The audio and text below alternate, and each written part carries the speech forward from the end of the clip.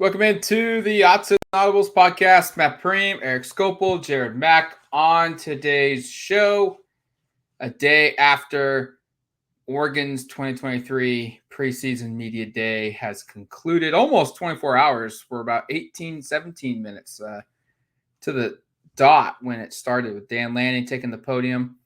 We're going to discuss some things that we got from media day. We will also dive into some recruiting news that hit during media day with the commitment of four-star quarterback Akili Smith Jr. And we'll get you up to date just kind of on what you can expect from fall football practices during fall camp this season. It's going to be a little bit different in terms of information when you're going to find out practice reports and post-game press conferences. And I guess let's just start there. That's the simple piece here.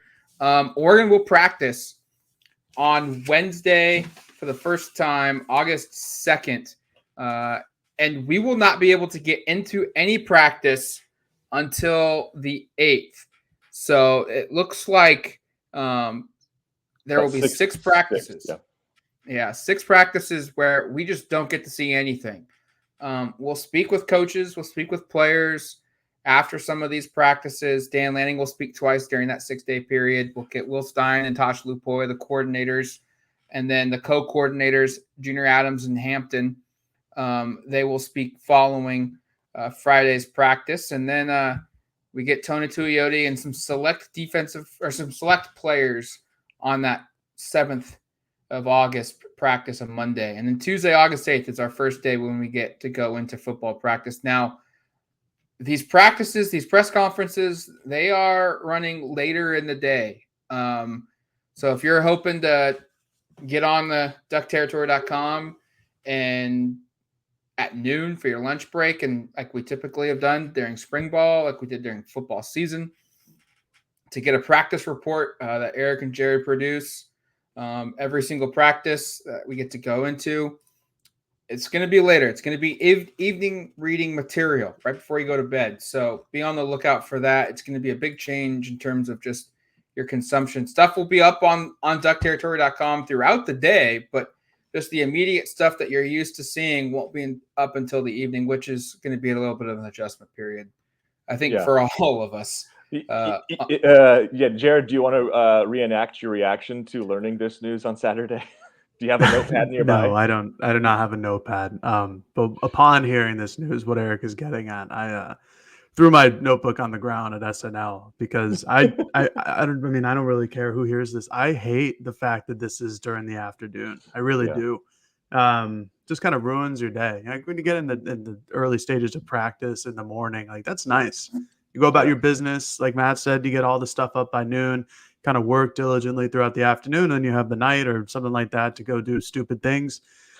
Not so much now. And it looks like this runs like all the way through until Monday, August 21st for that afternoon timeline. So thanks, Dan.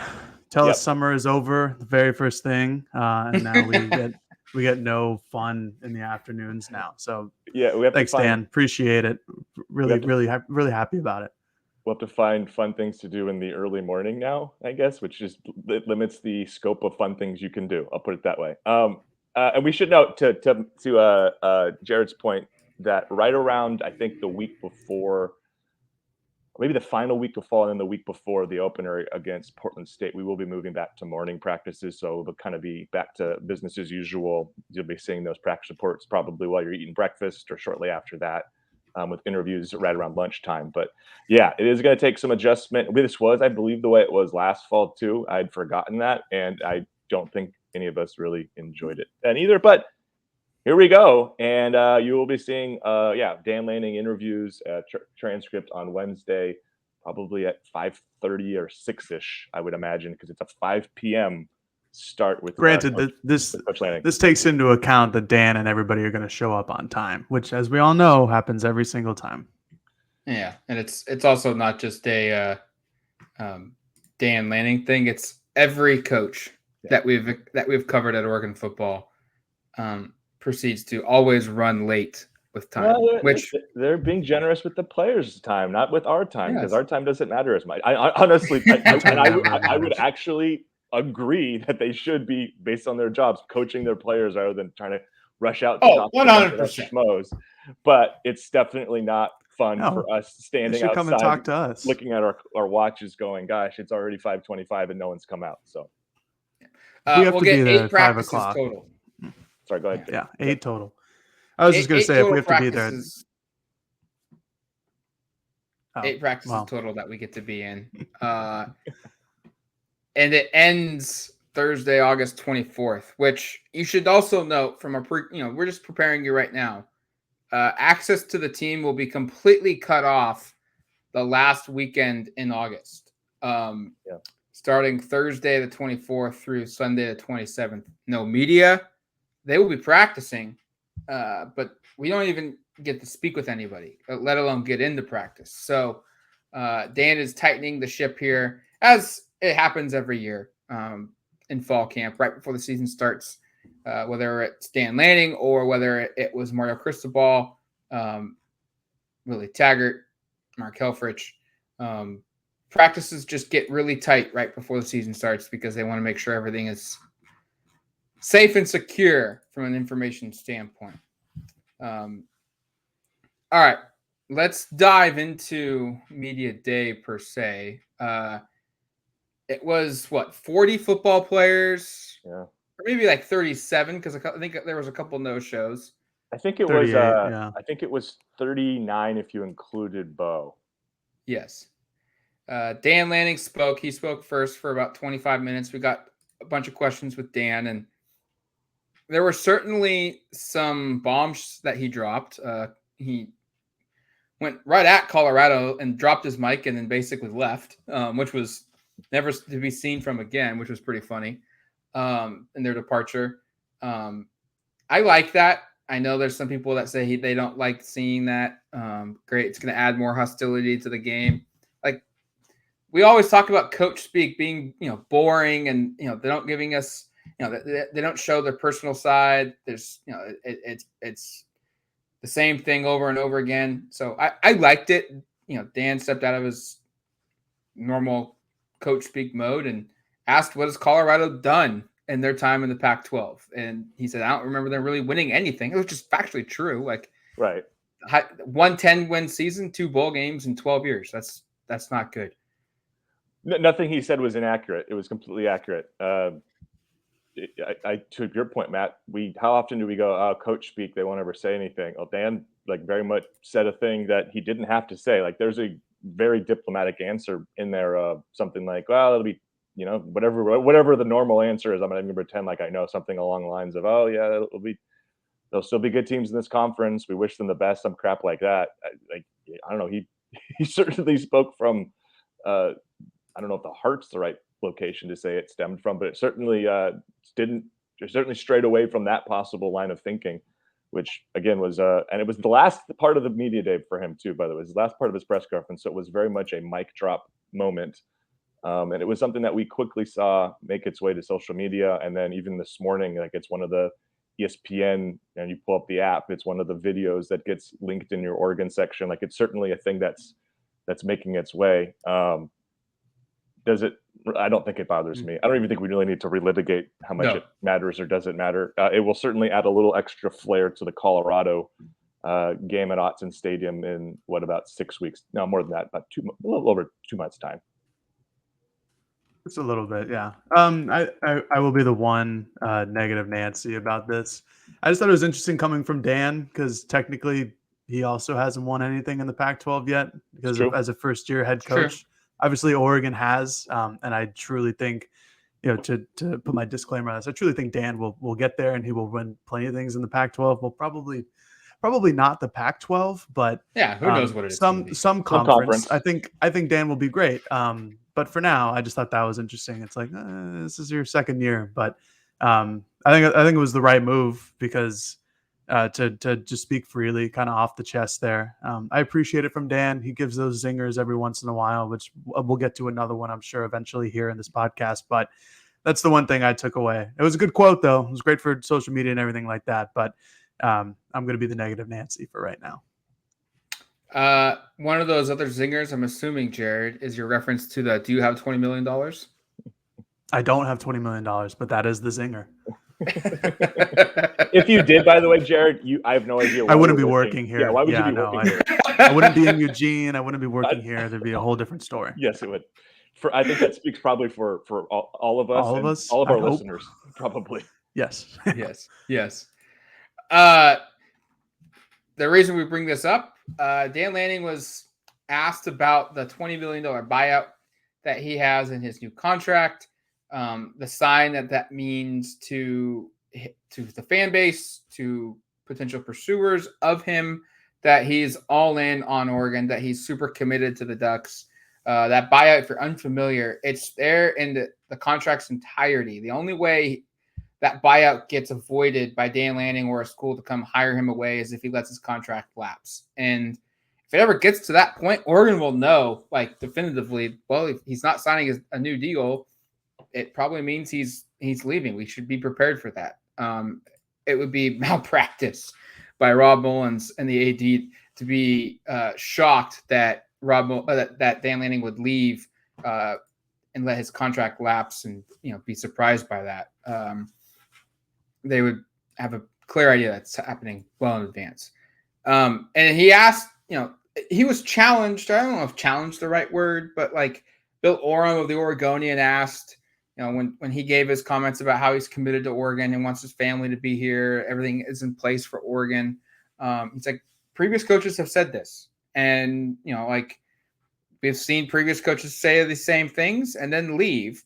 And first he asked Bill if he had $20 million and then, went into a spiel of just how committed he is and, his family is ready to settle down. And it felt, maybe I'm just reading too much of this, I don't know, but it felt real. It felt believable. It felt, presentable, but I don't think you have to worry about him leaving.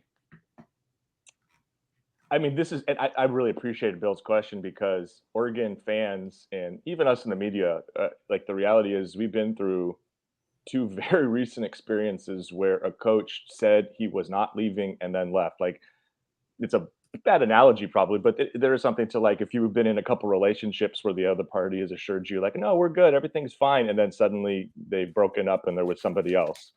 Like, Oregon fans have been through that now with Willie Taggart, with Mario Cristobal.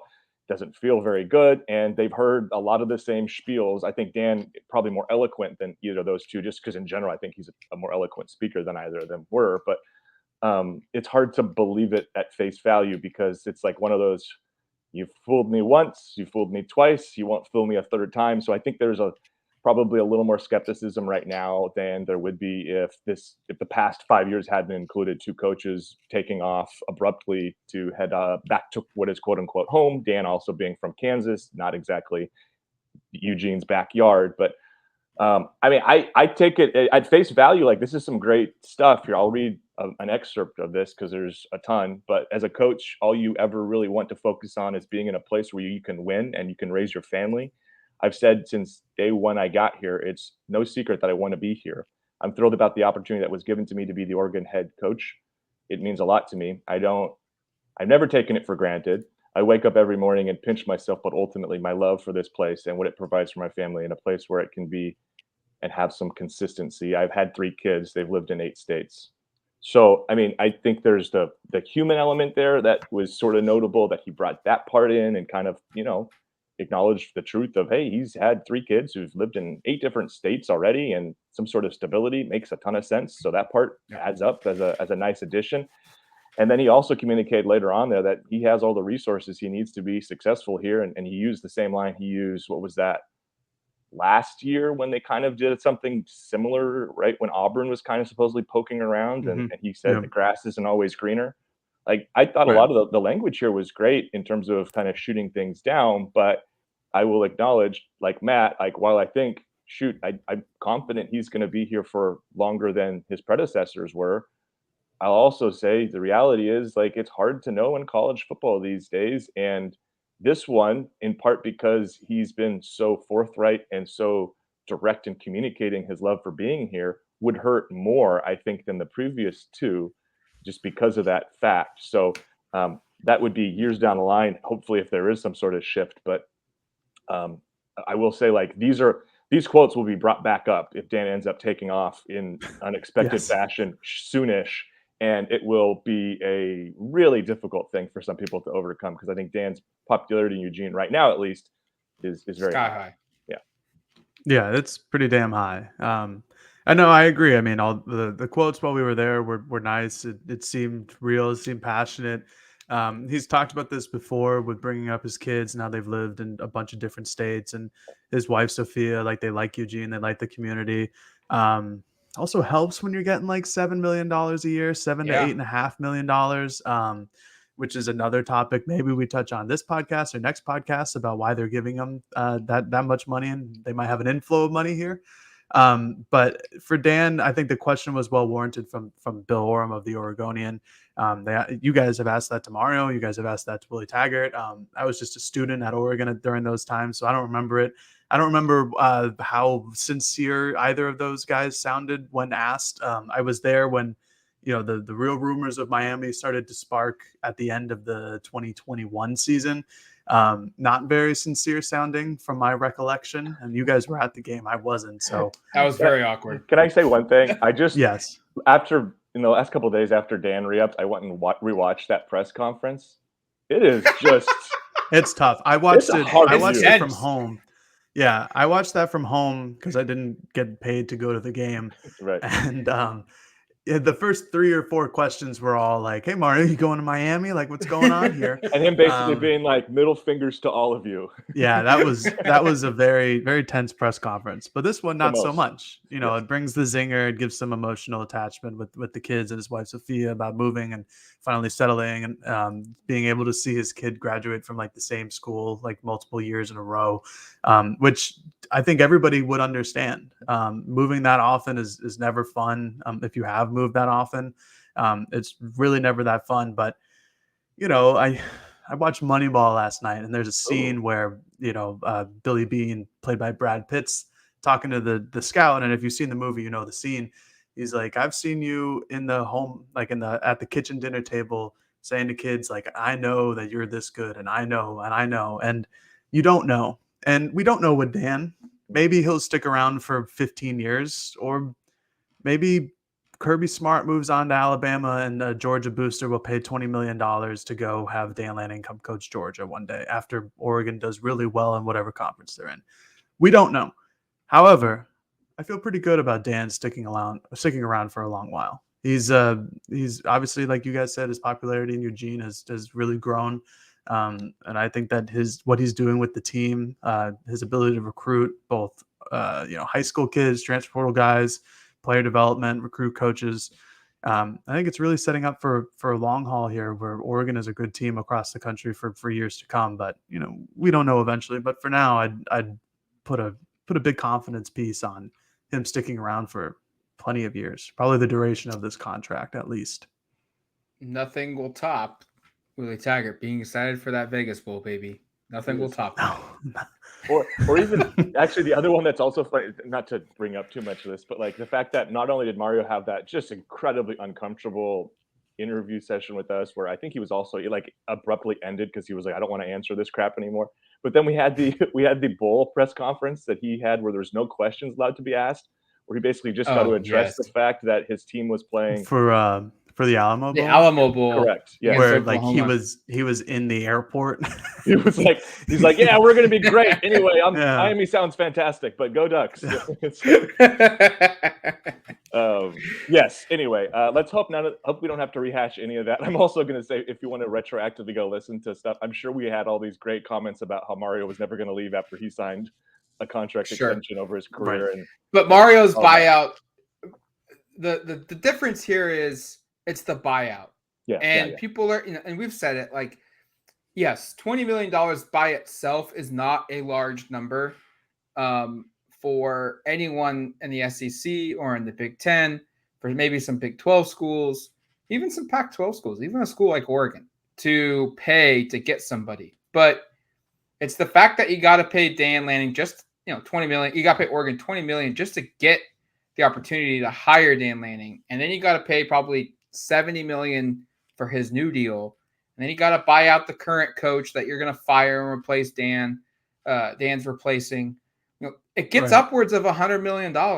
And that doesn't change where like Taggart's deal, Mario Cristobal's first deal, Mario Cristobal's second deal, I think Mario Cristobal's third deal, Dan Lanning's first deal, all those buyouts, they decreased as the years went on into the contract. This doesn't. The buyout stays the same. It's going to cost $100 million essentially to fill your new coaching staff tomorrow if you want to hire Dan Lanning, or after year 9 when Dan Lanning's maxed out his like extra years of rollover, contract years plays itself out. It's going to be like upwards of $100 million. And that's the difference, I think. Because we've all, yes, Erik, you and I both have been on here with Mario saying, we believe that he's here for the long haul. He's committed, yada, yada, yada. But the buyout wasn't this way. And this is one direction. This is maybe one of the biggest moves Mullins has ever made, Rob Mullins, the Oregon AD. This maybe can segue into the topic that Jared wanted to bring up is they're tying each other together for the longevity. And like Jared brought it up off the air. I mean, Jared, you present the question. Why is Oregon paying this much money to Dan Lanning? Well, yeah, that's the question. I did some message board commenting last night with the good fine folks at duckterritory.com to talk about the realignment issues that are going on. And we don't have to get into the whole realignment thing, but there is some news on that. And I just kind of wanted to bring up now that we're on the topic. Pete Thamel said that the Pac-12 deal that was presented today was on Apple TV. So everybody have a good laugh. But anyways, I went back to Mario Cristobal's last contract. So I think this was after one Pac-12 championship and probably the Rose Bowl with Justin Herbert in that 2020 season. It was a 6-year, $27.5 million deal, which comes out to basically $4.5 million a year. Dan's going to be doubling that in like his 4th or 5th year in this contract. And this is, again, I think Dan's great. I think he's going to be a wonderful coach, and I think he'll do great things down the line. But, for now, it's a one season where he has a lot of good players from Mario's, leftovers, quote unquote, goes 10-3, wins a game or wins a bowl game, and then gets rewarded with this big old contract, with this big old buyout. And I don't know. I just think when there's smoke, there's fire. And it seems like there might be an influx of some cash, some moolah coming Oregon's way from a potential new media deal without the Pac-12. I was going to say, but not including this conference, which is only going to pay its members like a third of 20? What the big schools are going to get. So so I think it's we can get into realignment or not, but I think it's interesting. But like Matt said, I think Rob Mullins and Dan are basically tied at the hip now. And with this influx and the ability to pay Dan potentially, if this influx of money comes through, to pay Dan, to pay other people. And I think potentially by the end of it, if Dan keeps going on this trajectory and Oregon joins a conference where they're going to be paying $30 to $50 to $60 million a year per school, it's going to look like a bargain for Dan Lanning, because just the way that the program is headed, it could be a team that's a college football playoff contender every year. And if your coach for a college football playoff contender every year is making $7-8 million with inflation and how much money people are going to be getting soon, it's going to be a good deal. I do want to shelf the big picture realignment talk until we have some more details in the Pac-12 media deal, because it's mostly just rumor mill, and the rumors are not very kind or encouraging for whatever is left of this conference. But I want to wait till we have some more details. I think the one thing I just wanted to say to wrap this was Rob Mullins, when he announced, or he, I guess, presented the contract extension to the Board of Trustees, and we talked about this, I think, on a previous podcast, and we wrote about it, did note that this is the first part in a exciting vision, a big vision that they have going forward. And Dan was also asked about this yesterday at Media Day, and he spent a lot of time. It was part of a 2-part question from James Crepea, because of course it was, because James only asks questions that have millions of parts. But he only addressed this part kind of briefly, but he did say, in terms of what's coming next, There's a lot, so sit back and watch. Doesn't seem like you'd be hyping that up if there's nothing like that sort of like, if it's just smoke and there's nothing directly taking place, that seems like a kind of a misguided comment, to be totally honest. And I would imagine that there's something coming. Maybe I'm just being too optimistic, but these kind of words from the two of the biggest names in Oregon's athletic department kind of suggesting something exciting is coming, while we look around the Pac-12 landscape and go, it's certainly nothing exciting there, leads you to believe maybe there's something exciting coming elsewhere. I was of that belief, but I think it could mean anything, because sure, it could. I didn't believe George Kliavkoff would be so confident that a new deal would be signed, that the conferences would be, the CEO groups would be happy. The deal gets better and better as they wait further and further. And as Jared talked about it earlier, like, you don't say those words without having the confidence it's going to be great. And then Pete Thamel, like Jared said, it's Apple streaming. Like that's the first deal that got brought to the table. Are you kidding me? So it tells me, like, I don't know what to believe. For all we know, guys, I don't know if you saw this or not, Brutus, the Buckeye, whatever his name, he posted another video of the Oregon Duck on Instagram. Yeah. At this point, if you want to tell me that Puddles, the Duck, and Brutus are laying the foundation and the groundwork of the Oregon to the Big Ten, I'll believe it. I mean, it's when we speak in like trivial, hey, sit back and watch, it's going to be great. That could mean anything. For all we know, they're putting a dome on top of Autzen Stadium, and there won't be any more concerns about rain. It'll never rain and snow. That would actually be pretty fair for Don, because then it would be just extremely accurate. It really never does rain in Autzen Stadium. Would make his job easier. It would make his job. He's kind of dishonest, like, I don't know, 20% of the time now. No, and I would also love nothing more for it to be Puddles and Brutus, the ones who are actually dealing in the contract negotiations. There's something funny about thinking about them sitting on a desk with some administrators. With the mascot. Yeah, with the mascots, just trying to lay it out there. That's like when Boltman testified for the San Diego Chargers, like to keep them in San Diego. Yes, yeah, exactly. Exactly like that, except for wonderful picture. Yes. Yeah. That's funny. So I don't know what this could mean, but Dan he seems to be aware of what's coming, or maybe he's just playing into it. I don't know. He's got to know. Who knows? He's got to know. All right. Do we want to take a break? Yeah. And come back and let's share some just quick thoughts from the players that we spoke to, and then we'll dive into the recruiting news. All right, welcome back to the Autzen Audibles Podcast. Media Day recap real quick. We have a story up on duckterritory.com. Jared put it together. It's a collection of just a whole bunch of random stories, nuggets, information that we couldn't write by itself, but it's all good stuff. And we've thrown them into a notebook. And one of those stories is JPJ ripping off a car door. I was not here for this. I need details of this. We'll have video of it on duckterritory.com later when I get that video up onto the site. You mean, but this Matt, story, you mean video of JPJ talking about it, not video of him removing the car yes, door. Yes. Oh, we're not TMZ here. We don't have the exclusive. I would way prefer to see him ripping off a car door. Right. That sounds way more interesting. I need the backstory here, because this is a story. Okay, it's small right now, but we have to pursue this. We need to know more about this. Yeah, no, I was at the media scrum with JPJ when the door happened.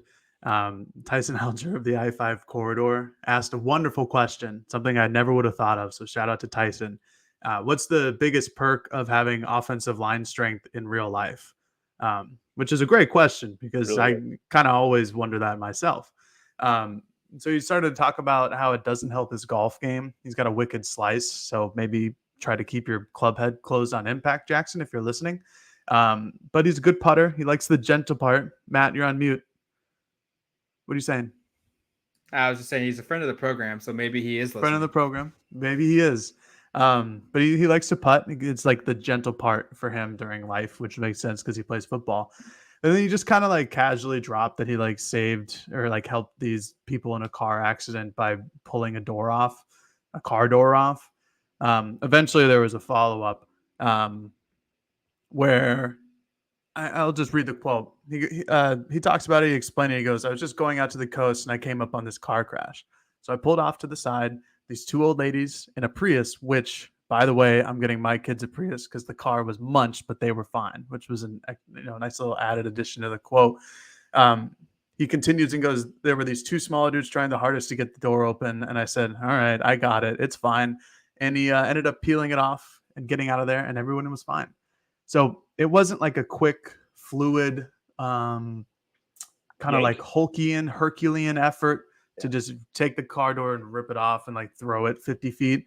But he did peel it off well enough to where these two old ladies, as he described the two passengers, were able to get out of the car and were unscathed. So it's definitely a story. I certainly did not expect to hear about somebody ripping off a car door at Oregon Media Day, but I think we should have like I don't even know, like the feats of strength from from Seinfeld to see who can do what on this football team, because pulling off a car door is pretty damn impressive. Also, Jackson may be an NIL opportunity with a Prius there if he's such a fan of their ability to save lives. Jared, I'm with you. I know we won't ever get this. I'd love to see like a World's Strongest Man event. Let's do that for Oregon football. Let's just find these fun summer things. I know you don't want to have guys hurting their backs.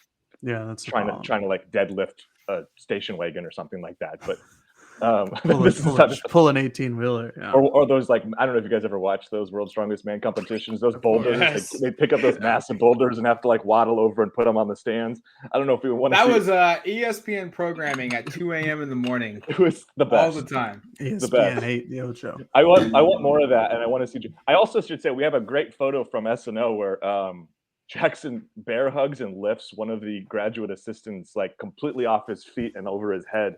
So Jackson, strong guy. Friend of the program. Also yes. Friend of the program, and hopefully his parents may be listening. So we're fans of your kid. He's a good kid. We had fun with him on the podcast when he was here as well.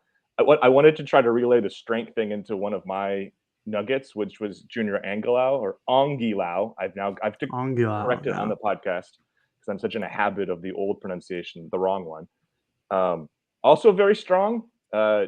Said he could bench press just 500 pounds, like that's his max, and that was the way he framed it, just 500, which I told him that's like twice what my max bench press was at the height of my like bench pressing life. He also said he has a goal for the NFL Combine. This was a James Crepia question, as you'd imagine. He's very obsessed with the NFL Combine, of 60 bench reps, which would shatter the current record. That's 225 pounds. He thinks he wants to be able to do it 60 times. The current record is 51. He's did not disclose his lower body numbers because he's coming off an ACL injury and probably hasn't been doing those recently, but I got the sense that those numbers would be very impressive as well. So that was one of my nuggets in the piece too, was, you talk about JPJ pulling off car doors. Like Junior Angilau, very strong man, can lift a lot, and we'll see how that impacts him on the field. But a couple of really strong guys up front there for sure. Another big item of note, we did write a story on it. Terrence Ferguson is healthy. We asked Dan Lanning about him. I think it was James that did the Ferguson one. He was very kind of like non-committal, yes or no, like Dan typically is with injuries. But then I asked Ferguson, and like, hey, you missed basically half of spring ball. How are you feeling? Are you good to go? He says he's good. I asked if he's fully cleared. He said, yep, practice on Wednesday will be the first practice in a long time. And, I think Jared has beaten this drum to the point where we've had to get it, a new drum because he's hit it so many times. Terrence Ferguson might be the most important guy or a top 5 important guy on the team just from a health standpoint, because if he goes down, he's not available, there's 3 guys in the room, and they have zero production really beyond Patrick Herbert's 1 or 2 touchdowns he's got in his career. Casey Kelly has a little bit of production too, but yeah, you're right. Go ahead, Jared. Yes. Yeah. I was just gonna say, Casey Kelly, Caden Ludwig, who we haven't talked to, but I think he's listed as a freshman on the roster, transferred from Colorado after they had their coaching change and everybody left except for like 10 people. Caden was not one of them. But yeah, no, it's a thin room. Like Matt said, I've been beating the drum on this for probably 5 or 6 months now, maybe even longer. And it's really important that Terrence Ferguson is healthy. So it's a good thing to know that he is healthy, or at least it sounds like it. I know, Matt, you had a piece on it today. It sounds like he is healthy and he'll be ready to go for fall camp because he's going to be really important, not only in terms of just health-wise and the production that they don't have behind him, but from an offensive scheme. I asked a lot of guys what the offense looked like compared to last year with Kenny Dillingham, and said there's a lot of similarities. There's some differences. And if there are a lot of similarities, then it's going to be a lot of 12 or 13 personnel where there's 2 or 3 tight ends on the field. At the very minimum, there's probably always going to be 1 tight end. And if that's Terrence Ferguson, that's usually a matchup advantage for Oregon because of his skill and his size and his speed. To do that from the tight end position is not really something you find on a day-to-day basis. So extremely important that he's healthy. I talked to both Casey Kelly and Patrick Herbert. I think they're going to be fine backups. Casey Kelly is a bit bigger than I expected, which is good. Not in terms of he's pretty tall. He's like 2 inches He's taller broad, than me. though. He's a broad guy. He's broader than I expected. So I think that really helps. I think he's built very similarly to Patrick Herbert, but just not as tall. So I think that's an important little piece, but we'll see what happens. Can I ask you, Jared? Because I actually have what did Popo Amavai have to say about his health? Because I think you were over there for that, right? Yeah, I was. He said that he was 100% healthy. He had a Liz Franck injury, which is never good. So he says that he's good. Obviously, he practiced during the spring and he had some disruption in the spring game. So that was always good to see. But yeah, he says he's 100%. And I think he's going to be a really impactful guy on this defensive line. Yeah, and I'll just provide a junior Ongi Lau update. God, that name is – I'm going to have to take some practice reps on that one. It was an ACL at Texas he suffered. I don't know if we had full clarity of exactly the injury. I think it was a knee injury, but I don't know if it was on the record anywhere. At least I hadn't seen it. He said he's good. And, I think they might be a little bit cautious with how quickly they throw him out there full go, because the injury did take place literally like about a year ago, and it's an ACL, and that's kind of in the range of full recovery. But we started even to see in the spring and towards the end there him to kind of creep out there, start doing a little bit more. I'd imagine, by the time we get out there on Tuesday, about a week into their fall camp, he might be a full go guy. Can I tell a couple TED stories that I thought were good? You can do whatever you'd like. Oh, yep. Thanks, Jared. Choose your own adventure on the podcast today. Okay. Well, I want to tell you about the television series The Bear. Can we talk about that for 20 minutes instead? I'm just kidding. It's a great show, though. Check it out. Tez Johnson, a couple of things that were interesting. Been a big Oregon fan for a very long time, and he told this anecdote, which was really a couple of anecdotes that were kind of funny. One was when he was formally adopted by Nix's family. They were diehard Auburn fans, as you'd imagine. Dad went there. Son, I don't know if he had already committed there, but certainly that was where he ended up going. He said he walked in an Oregon sweatshirt, and when Bo played his first game, Auburn versus Oregon back in 19 in Dallas, Tez could have gone to the game, but he chose not to because he told his family he was going to be rooting for Oregon instead. And so he chose to watch that game at home. So I thought that was kind of a funny thing. He said he was going to wear Oregon gear and he was going to be rooting for the Ducks to win. So he has long been a big Oregon fan. He said if he did end up catching a touchdown pass from Bo, he would cry, he thinks, in part because it would be a big moment for his family, but also because this has been something he's dreamt about for a long time. And then one smaller thing that was kind of cool. I don't know if we talked about it or was familiar, but his nickname, the Tasmanian Devil, I think he just kind of goes by Tasmania, was given to him in a high school football game by a PA announcer. He had a touchdown where he used the spin cycle a couple of times and was spinning off people, and the PA guy goes, the touchdown by the Tasmanian Devil, and that has stuck. He has a tattoo of it. I didn't ask where, but he has a tattoo of it somewhere on his body. So a couple of little small stories to catch you up on Tez, and I think show why he's, I think, a pretty likable young guy. I'm trying to think if I have any more obvious ones here. Oh, I mean, I have an explanation on how to pronounce Connor Soley's name. It's not Soel or Sewell or whatever we all were pronouncing for the last, what is it, August, 7 months, half a year. Yeah, like the last half a year. So it's Sol-E. I actually had a one-on-one interview with Connor Soley. Like nobody else was at his table, so I just talked to him for 10 or 11 minutes. He's a great kid. For you guys, we will get him often during the season. I guarantee it. He's very well spoken, gives great answers. So we're gonna get him a lot. For those listening, you guys don't care, but for us on the podcast, we care who we're gonna get. And a couple other things from him. He's going to be playing just inside linebacker this year. He kind of flipped from hybrid safety to linebacker at Arizona State. No more. Bulked up to 227 pounds from 210. So that's a significant weight gain, similar to what Jamal Hill and Jeffrey Bossa have done in the offseason. So everybody's getting bigger. He's roommates with Jordan Birch. Fun fact. And those two guys, as a cheat meal, like to go to Crumble Cookie. Oh. So, who doesn't? A crumble cookie. You might see Jordan Birch and Connor Soley there. And the last one I had was, this is what he said about Devin Jackson, who I'm, again, the leader of the fan club. He said, quote, "I don't think I've ever seen in my entire life somebody that big move that fast. That was my first impression. Coming here and seeing him outrun defensive backs, it's just kind of amazing," end quote. So go Devin.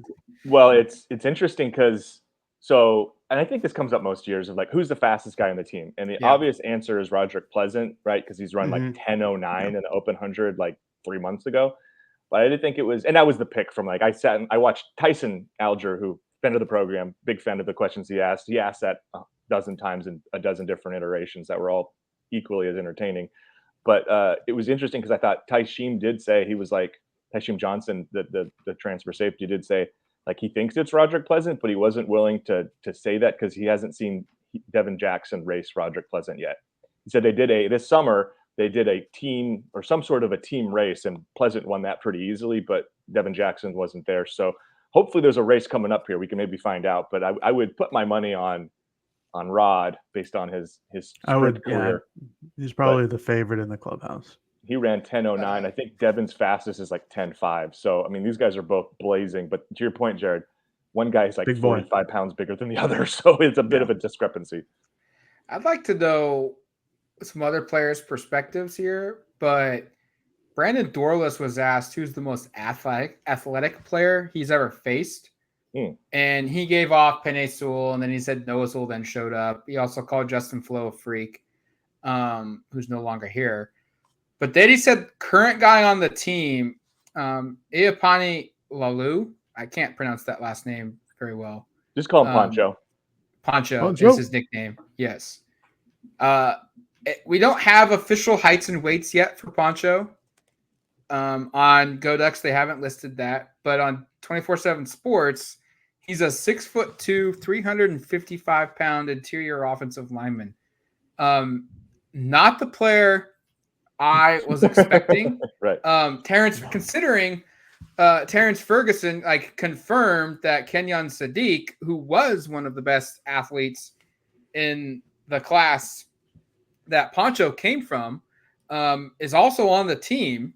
And Ferguson was very high on Kenyon Sadiq's potential for the Ducks. But Poncho apparently is a freak. And he said he didn't get into too much crazy detail, but it sounds like, the viral videos of Colt Lyerla jumping out of the pool. Yeah, I do. And landing barefoot, flat-footed. I don't think Poncho is doing that, but it sounds like Dorla said he jumps and moves in insane ways in the pool, and then he was asked a follow-up question. Are you like asking like diving board questions, like evals there or whatever? And he goes, well, no, not that, but I've just seen him like move really well in the pool, which is crazy. But then on the football field, like his lateral quickness is off the charts. And he said, you can totally tell this guy is going to be really good. It's a name that very few people talk about at a position that very few people talk about as well, but just something maybe to keep track of down the road. And Autzen Audibles listeners will also remember from Jackson Powers Johnson's podcast interview, Poncho was his pick as best singer on the team. So multi-talented man young of many traits. Yeah. Yes. And I will say, just in terms of the physical part, because we have seen him do very, very little. He was here in spring. He's a very wide person. Just to put it lightly, he is 6'2" in height and probably close to 6'2" in width. I know that's an exaggeration, obviously, but like he's a very wide-bodied person. Like it's interesting because he and his brother are built quite differently. Because Feope is both like 6'6", huge. both humongous, but in different ways. Yeah, to jump on the Poncho party, Marcus Harper also had very nice things to say about him. I asked like who just is kind of or not surprised you, but impressed you over like spring camp and the summer. He said Poncho. Like he's just been really good and really mobile and able to like adjust what the defense kind of brings as a young kid. So it might be a name to kind of jot down in the memory notebook, and in a year or two, who knows, a guy who could be pushing for a starting job or, securing a starting job, but definitely not the name I expected from Matt's question of like, who's the most athletic guy in the team. Figured that would be like Jordan Birch, Tysheem Johnson, someone like that, where they're just Devin Jackson's a good pick too. Devin Jackson, Roderick Pleasant, like just kind of dudes who are athletes in our eyes, but maybe there's like a football athlete perspective. I had one more before we go Sure. into Akili. I don't know if you guys had others. We have a story up on DuckTerrier.com with all the quotes, but Trayshawn Holden did for the first time since transferring, by the way, speak publicly as a University of Oregon athlete, and was asked about the arrest in February and the dismissal. And for those who maybe don't remember, I'm guessing most do. He was arrested in a domestic dispute where a firearm was involved. He was pretty like quickly dismissed from the team by Coach Lanning, I think the same day as the arrest, and then about 10 days later reinstated when new information came to light, and all charges were dropped. So it's a story that we hadn't really had an opportunity to speak with him, so it was kind of hard to know how to cover it. And I think just chatting with Trayshawn, like he did say like he feared, at least for a couple of days there, that like his football playing career could be over, or at least like the kind of career he had envisioned for himself. I mean, he's only played 2 years in college. He's been fairly successful playing at the biggest and best school in the country for football, Alabama. And then to go to Oregon and then maybe be dismissed abruptly, like within a couple months of arriving, like that would have been probably tough to come back from. But he was, I think, confident the truth would set him free, he said. And in this case, it did. And I think, you don't know. I don't have a complete understanding of who he is as a person based upon one 10-minute interview. It did seem like he was pretty understanding of what took place. And he acknowledged, like, this is my first time ever getting trouble at anything in life, like not just arrests, but like just in general, like he hasn't been someone who's found himself in these situations. So we'll see. I mean, I think that's one of those things where there are fans who probably, based upon that information, want to paint him in a certain light. And that's totally understandable given the circumstances. But I think also, he's on the football team that the program agreed and decided he was worth bringing back for reasons. And that obviously the charges were dropped. So I think a name to watch from a football perspective, but there's some of the human element too, just to kind of mix in there. All right. Do we want to transition to Akili here? Can I give one more? Do it. Yes. Keon Ware-Hudson named as starting 5 for basketball. Was a question we've been asking now for a year. It's your favorite. One of your favorites. It's fun. Him, Keon, Jordan Birch, Brandon Dorlus, Terrence Ferguson, and Kyrie Jackson. And then I asked about Jordan Birch afterwards to Keon, and Keon mentioned that he's real good. So, which would make sense. He's like 6'6", so and a huge dude. So I'm just going to keep asking the question this year. Eventually, I'll have some real piece about everybody's picks as a starting five, but we'll get there eventually. Terrence Ferguson confirmed he is the best basketball player on the team. He said said that last year. I was just saying, he said that last year too. He says this a lot. Yes. Yeah. But is he going to say he's he not? reminded us of that. And that also made me reminded me that Evan Williams claims he is a harder hitter than Bennett Williams, and that he hopes Bennett Williams sees that. Well, now he can hear it. Now we can. Yes, hear now it. we can hear it too. I should note to the Ferguson best basketball player claim, he does pop up on like everyone's team. By the way, does. So Yeah. there's something to it. It's not just him like false bravado. Kyrie Jackson has been a multiple pick now too, even after just getting here in the winter. So maybe he's pretty good. I want to put Jackson Powers Johnson on my team if he really does play like Dennis Rodman, like your Nugget suggested, Jared. I like that. I need a guy like that in my team. It's not a bad pick. Not a bad pick. All right.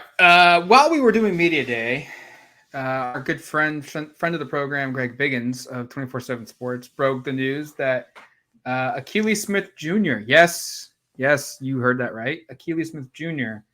has committed to the Oregon Ducks. He's a 4-star quarterback in the 2025 recruiting class. Oregon's class in 2025 now holds 4 verbal commitments. They remain number 3 overall in the country. Look, even while this may have been happening, Dan was saying, like, obviously you can tell that we're recruiting, right? Things are going good from a recruiting standpoint. Why would I leave this? This is just yet another sign that that's true. He's the second commit in a 3-day period for that 2025 class, joining Adrian Wilson. Both players were in Eugene for Saturday Night Live. Akili Smith, I don't think any of us are shocked here that he committed to Oregon. Like, this was a win, not if. Yeah, and just a couple things. Like, I've seen him now twice in person at various camps up in the Eugene area. Physically, like, he just looks the part. Like, he's legitimately looks. I believe he's 6'5" on terms of 24/7's listing. I'm talking to his dad. He is 6'6", pushing 6'7", and he looks the part. Like, long limbs. I made this comparison not in terms of anything other than just the physical frame, but he does have some resemblance just to Justin Herbert's body type when he was really young coming up. I'm not saying he's the same type of passer. I don't want people to come away being like Erik is saying Akili Smith Jr. will be the next Justin Herbert. I'm not saying that. I'm just drawing a comparison to the physical traits because they're both legit 6'6", long arms, long legs. Akili still has a lot of work to go in terms of growing his body. I mean, he's very, very lean right now, but the arm talent is there, and he had some real wow throws in Eugene at the All 22 camp, Elite 11 thing that Matt and I went to right after the spring game, and he had some pretty wow throws in front of, I don't know, 150, 100. I'm not sure how many fans were there for Saturday Night Live over the weekend. That I know there were some fans that came away that were posting on the message board that were pretty excited with what they'd seen. So there's some of that, and then just as allow me a second to be a little sentimental. Like, it's kind of cool to see the son of somebody that was such a great player at the university. Like, Akili's breakout year, I think, was 99, which would be when I was like 10 years old. So, like, from my perspective growing up, like, my first memory of a really good Oregon quarterback was Akili Smith. Like, that was the guy that first, I don't know if Matt has that same recollection or if it was earlier than that for him because you are a couple years older, and Jared's probably thinking about Marcus Mariota more than he is with Akili just based upon age. But like, he was a really, really gifted football player, and there's an outcome here where you have a really cool story if Akili Smith Jr. ends up becoming the starter and a really good one at that, where you have father and son who both starred at the same university approximately 20 years apart. And considering, I think, all the things that are on the table and where Oregon fans want things to go, like, again, not way down the line here, but like, if he's a quarterback who brings something brand new and something special to this school, i.e. winning a championship of some sort or some sort of national hardware, that will add and make him and his legacy pretty significant given his family story. Again, we're getting way before he's a 2025 kid. He hasn't even started his junior year in high school, but like it's a really interesting story that you don't see pop up where you've got a legacy recruit like this. Yeah, like I think from his dad's perspective, like the play that stands out in time for me is when he split the USC defense right down the middle of the field for that long touchdown run. And I'm remembering it right, he was looking at the jumbo screen because at the time that was like a new thing, and he was seeing if USC players were going to catch him as he was running. It's crazy. We've reached this point now where players that we've grown up watching are having kids be able to be recruited now, potentially play for the University of Oregon. It's only going to become more and more frequent. It adds a layer of excitement, I think, a layer of intrigue, interest into the program, into the team, into the player because of that connection. But I don't think fans should ever consider like, oh, they're only taking him because he's a legacy guy. Like that's not – he's good, and his potential is through the roof. And you look at Oregon's all-time commit list. I mean, I messaged this to you guys late last night when we kind of had a chance to settle in from what happened at Media Day to actually look at this. He's the fourth highest commit in the recruiting air quotes era for Oregon at the quarterback position. The only ones higher than him, Ty Thompson, Kellen Clemens, Dennis Dixon. He's higher than Austin Novosad last year, higher than Tyler Shuck, Jane Butterfield, Michael Van Buren, who's currently committed to Oregon. And we should know, like, I think we've said this a couple of times, like a lot of Oregon's best players at this position have been the lower ranked guy. They haven't had a lot of success with the high ranked guy yet, but nonetheless, that's how big of a commitment this is. It's a top 5 all-time commit from a ranking perspective. Yeah, and he looks the part, like Erik was talking about. I only got to see him throw at SNL, but he's got a great arm strength. Like Erik said, he has the frame to build up and to build size. I don't know if we'll ever get to where Justin Herbert is at, where with like his frame, because Herbert has like the probably like the perfect quarterback prototype frame where he's 6'6", long limbed, and broad shoulders. Akili Jr. is a little narrower, and that's not a bad thing, but he's a gifted athlete. He's got great arm strength. He's probably a little wild, probably struggles on intermediate throws, but like he's a 2025 kid. If he already looks like this now, there's more than enough reason to believe that he will look significantly better over the next 2 years. There's a kid that we've been talking about on this podcast for probably a year now, maybe even a year and a half. And he's ranked appropriately. He's top 100 in both the top 247 and the 24/7 Sports Composite. Like Matt went through, fourth highest recruit ever for a quarterback at Oregon. Big time addition. And it came less than 24 hours after I did my meet the 2025 class. So thanks a lot. It also happened as we were all being seated basically at Media Day, where it was like, oh, everything's about to start. We can't work. Yeah, it was during Bo.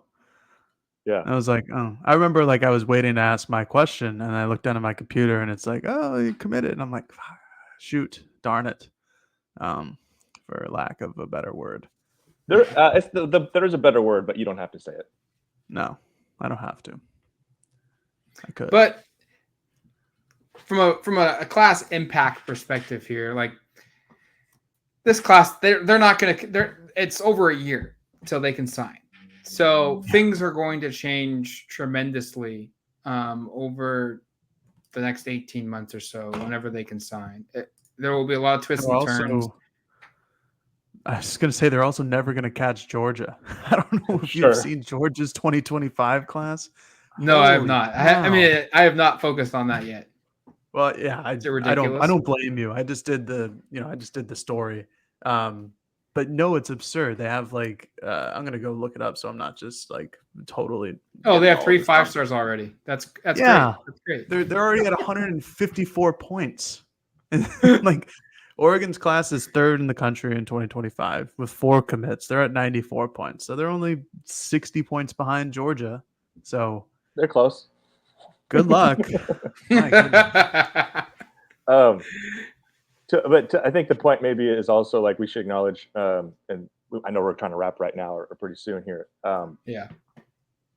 Getting a quarterback this early can only help, huge. and especially one like this who I think the odds of him decommitting are basically zero. He's spoken his interview with Greg Biggins. He's got full quotes there if you want to go check it out. Just about how he grew up wearing Oregon gear, watching Oregon football. Like this is like, you hear the term dream school thrown around a lot, and certainly we heard that quite a bit yesterday from some of the players who joined recently. Like that's not even probably doing it justice for Akili. Like this has been not just a dream, but like probably the only dream, like the focus of like, hey, I want to go do what my dad did at his school. And so I don't think there's really any chance he doesn't commit, or doesn't sign with Oregon, I should say. And so to have that in place, like I imagine is going to be very beneficial from a recruiting perspective, especially with him living down in Southern California, where a lot of the top recruits are also. Yeah, that's what I was going to bring up, is that this was just – it helps when you have a QB committed from a recruiting perspective. It gives you – every offensive player, it gives you something to look at and say, well, we've got an elite QB. You're going to be set up because you're a receiver and he can get you the ball. Or you're an elite running back and you know that, they just can't stop the run and you're going to get phased out of the game. Or if you're an offensive line, there's going to be a lot of attention on you because you're going to protect the quarterback. This will attract other good players to Oregon, no doubt about it. And now just the question becomes really like, do they take another one? And we don't need to have that discussion now, but like that's basically the only fallout that's left with 2025 QB recruiting is, do they take 2? Yeah. Maybe it's Bear Bachmeyer, the guy who was also up here with Akili on Saturday. But anyway. All right, that's going to do it for us here on the Autzen Audibles Podcast. Thank you for listening to the show. Go to duckterritory.com for more coverage of the Oregon Ducks from a team and recruiting perspective. And until the next one, you've been listening to the Autzen Audibles Podcast. Talk to you later, folks. Peace.